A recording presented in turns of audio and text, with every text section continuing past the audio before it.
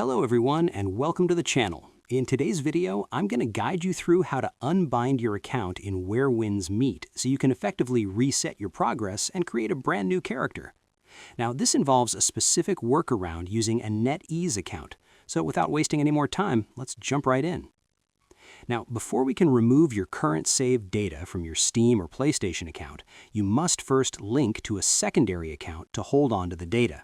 So what you do is just simply press Start or Escape to open the Settings menu, then go to the Settings tab right over here, and after that, just simply click to the Other panel over here. And inside this menu, you will find an option called Bind Accounts.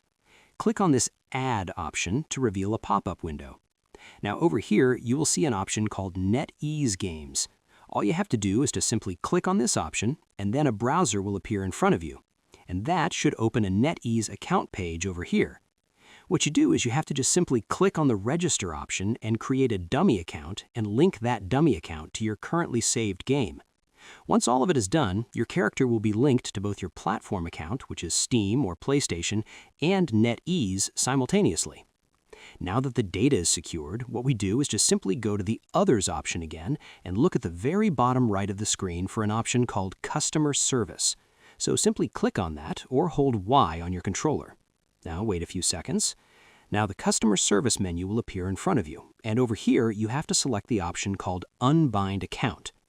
Now there is a rule that you have to follow. You must have 2 accounts bound, which we just did, and you cannot unbind the NetEase passport. So what you do is simply select your platform account, which is Steam, that you want to unbind, confirm in the box that will appear, and then press Next. This disconnects your Steam account from that character, leaving the character stranded on the NetEase account. And now you're ready to start over. You can directly close the game and then log back in using the original Steam account or PlayStation account, and since this account is no longer tied to any of your saved data, the game will treat you as a new player, allowing you to enter the character creation immediately.